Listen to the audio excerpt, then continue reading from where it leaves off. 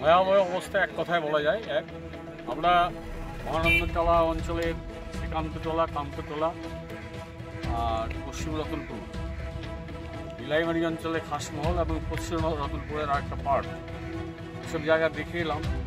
সবথেকে খারাপ লাগছে কোথায়, যে এখানকার যে প্রান্তিক মানুষ, যারা নিম্ন মধ্যবিত্ত, একেবারে গরিব, যারা খেটে খাওয়া মানুষ, তারা তিল তিল পয়সা জমা করে অনেক দিন ধরে তাদের ঘর তৈরি করেছিল। সেই বাড়িঘর চোখের সামনে গঙ্গা ভেঙে নিয়ে চলে যাচ্ছে, গৃহহীন হয়ে যাচ্ছে, হাহাকার পড়ে গেছে চারিদিকে, হাজার হাজার লোক গৃহহীন হয়ে পড়েছে।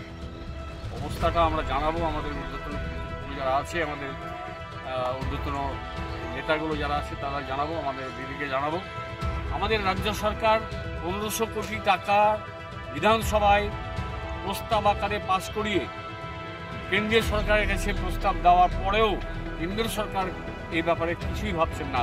যেখানে কেন্দ্রীয় সরকারের 70% টাকা দেওয়ার কথা, রাজ্য সরকারের 30% দেওয়ার কথা, সেখানে কেন্দ্র সরকার আজ পর্যন্ত আমাদেরকে বঞ্চনা করে চলেছেন।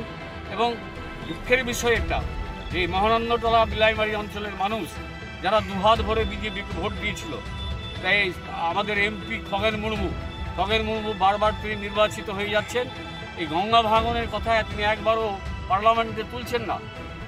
এটা মানুষকে অবাক করেছে। এবং আমরাও বলছি যে আপনি অন্তত পার্লামেন্টে আমাদের দুর্দশার কথা তুলুন, কিন্তু উনি এখন তো আসবেন না। এখন এলে পরে ওনাকে ছেঁকে ধরবে, মানুষ ঘেরাও করবে। আমরা কিন্তু সাহস ভরে সবার কাছে গেছি। এবার উনি করবেন কি, যখন বন্যাটা শেষ হবে, যখন গঙ্গা ভাঙন শেষ হবে, তখন মানুষকে এসে বিভ্রান্ত করবে যে কেন্দ্রীয় সরকার দিতে চাইছিল কিন্তু রাজ্য সরকার নিতে চায়নি। বিভ্রান্ত করবে, 2-4-10টা লোককে নিয়ে বিডিও অফিস ঘেরাও করবে। উনি কত বড় পণ্ডিত জানি না, যে বিডিও অফিস ঘেরাও করে গঙ্গা ভাঙন রোধ হয় না।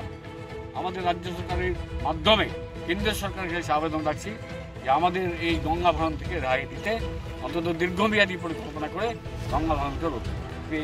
এটা গাফিলতি, রাজ্য সরকার কিন্তু গাফিলতি আমি মানি না। রাজ্য সরকার রীতিমতো অত্যন্ত সিরিয়াস এই ব্যাপারে।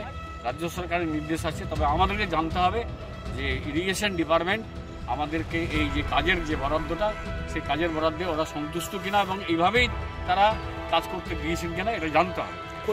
কেন্দ্রীয় সরকার কেন বঞ্চনা করে রেখেছেন, প্রশ্ন আমাদের এখানে।